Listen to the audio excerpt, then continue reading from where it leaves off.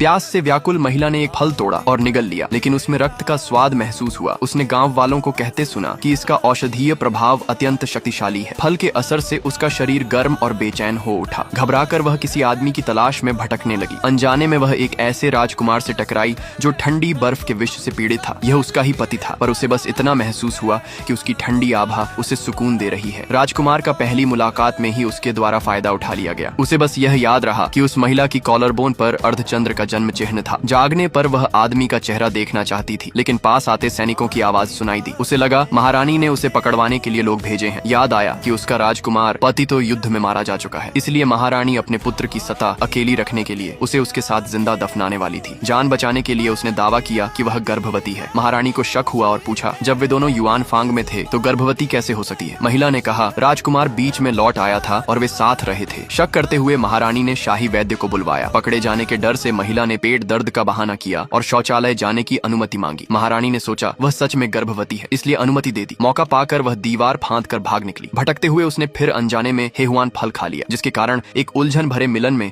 उसकी मासूमियत छिन गई। उसे पकड़कर महल लाया गया। महारानी उसकी बिना अनुमति बाहर जाने पर क्रोधित हुई, लेकिन गर्भ में बच्चे की चिंता में वैद्य को फिर बुलवाया। महिला को लगा कि झूठ पकड़ा जाएगा, लेकिन वैद्य ने पुष्टि किया कि वह सचमुच गर्भवती है। वह हैरान रह गई और सोचा शायद उस रात वाले आदमी की वजह से था। फिर भी उसने निश्चय किया कि बच्चे को राजकुमार का ही बताएगी। प्रसन्न होकर महारानी ने आदेश दिया कि उसकी अच्छी देखभाल की जाए। जीवन अब आरामदायक हो गया। उसे लगा कि बच्चे के सहारे वह पद और स्वतंत्रता पा सकेगी, लेकिन जल्द खबर आई कि राजकुमार लौट आया है। वह संकट में थी, क्योंकि बिना संबंध गर्भवती होना मृत्युदंड अपराध था। उसने सभी नौकरों को इकट्ठा कर गर्भावस्था छिपाने का आदेश दिया और दिखावा किया कि वह राजकुमार को सरप्राइज देना चाहती है। उसकी योजना थी कि किसी तरह संबंध बना ले ताकि बच्चा उसी का लगे। पर राजकुमार हमेशा उस रहस्यमयी महिला के विचारों में खोया रहता, जिसका चेहरा उसने कभी नहीं देखा था और बस अर्धचंद्र जन्म चिन्ह याद था। उसने उसकी खोज की, पर कोई सुराग नहीं मिला। स्त्री ने बगीचे में मुलाकात का नाटक रचा और जब हवा ने उसका घूंघट उड़ाया तो दोनों को अजीब सी पहचान महसूस हुई। राजकुमार उसकी सुंदरता से प्रभावित हुआ, पर मन में पहले से बसी स्त्री के कारण पास आने से इनकार कर दिया। जैसे ही वह मुड़ा, उसने तालाब में गिरने का बहाना किया और वह बचाने कूदा। उसने सोचा मौका मिल गया है, पर कमरे में बिस्तर पर रखते ही उसने उसे दूर धकेल दिया और चला गया। अभी भी उस रात वाली स्त्री के ख्यालों में जन्म चिन्ह पर ध्यान ही नहीं दिया। अगली सुबह संदेश आया कि महारानी ने उसे और राजकुमार को महल बुलाया है। वह डर रही थी कि महारानी गर्भावस्था का खुलासा कर देगी, इसलिए उसने तय किया कि उनसे न मिले। उसने सोचा जल्द तलाक लेकर दूर भाग जाएगी, पर महल पहुंचने पर हालात काबू से बाहर हो गए। महारानी ने लौटे हुए राजकुमार का खुशी से स्वागत किया और घोषणा किया कि राजकुमारी पत्नी उसके बच्चे की मां बनने वाली है। राजकुमार ने हैरान और क्रोधित होकर इसे नकार दिया, क्योंकि वह कभी उसके साथ नहीं रहा और यह बच्चा उसका नहीं हो सकता।